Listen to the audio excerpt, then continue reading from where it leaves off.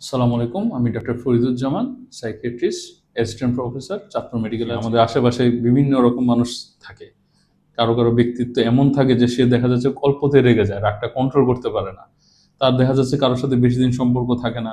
অল্পতে তাদের সাথে সম্পর্কটা নষ্ট হয়ে যায়। তার অল্পতে সম্পর্ক ভেঙে যায়। হুটহাট ডিসিশন নেয়, এটা করে ফেলবে, ওইটা করে ফেলবে। কোনো কিছু করার আগে চিন্তা করে না, কি করবে, কিভাবে করবে এবং এটা করলে কি পরিণতি হবে সেটা সে চিন্তা করে না। তারা রাগের চোটে ভাঙচুর করে, মারধর করে, এমনকি নিজেকে আঘাতও করে, ক্ষতি করে, সুইসাইডাল অ্যাটেম্প নেয়। এছাড়া দেখা যাচ্ছে যে তাদের খুবই মনটা সুইং হয়, এই ভালো এই খারাপ, কখনো মনটা ফাঁকা ফাঁকা লাগে। তাদের সবসময় মনে হয় কেউ তাদেরকে গুরুত্ব দিচ্ছে না, তাদেরকে ঠিক মতন কেয়ার করছে না, তাদের কথাবার্তা শুনছে না, তাদেরকে অবহেলা করছে। এবং তারা অনেক ক্ষেত্রে দেখা যাচ্ছে যে তাদের পার্টনার বা তার আশেপাশের লোকজনকে সন্দেহ করে।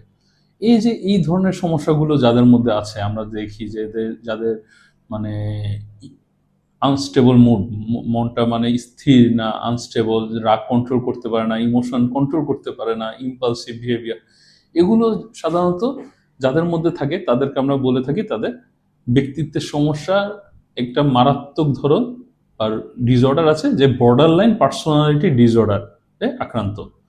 এই বর্ডার লাইন পার্সোনালিটি ডিসঅর্ডার এটা একটা পার্সোনালিটি ডিসঅর্ডার, এটা একটা সাইকেট্রিক ডিসঅর্ডার এবং খুবই মারাত্মক একটা সাইকেট্রিক ডিসঅর্ডার।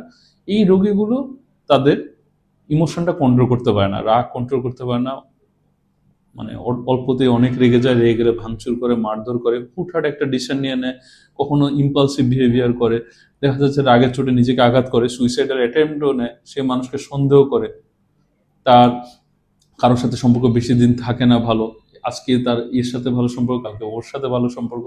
এই রোগীগুলো কিন্তু অনেক নিজের জন্য হার্মফুল, ফ্যামিলির জন্য হার্মফুল। এবং এদেরকে যদি চিকিৎসা ঠিক মতো না করা হয়, এরা দেখা যাচ্ছে যে সুইসাইডের অ্যাটেম্প নেয়। সাধারণত আমরা যতগুলো সুইসাইডের পেশেন্ট পাই তার মধ্যে একটা মেজর পরিমাণ কিন্তু বর্ডারলাইন পার্সোনালিটি ডিসঅর্ডারের পেশেন্ট। তো এই ধরনের রোগী দেখলে আমরা অবশ্যই একজন সাইকিয়াট্রিস্টের সাথে দেখা করব এবং প্রয়োজনীয় ব্যবস্থা নিব।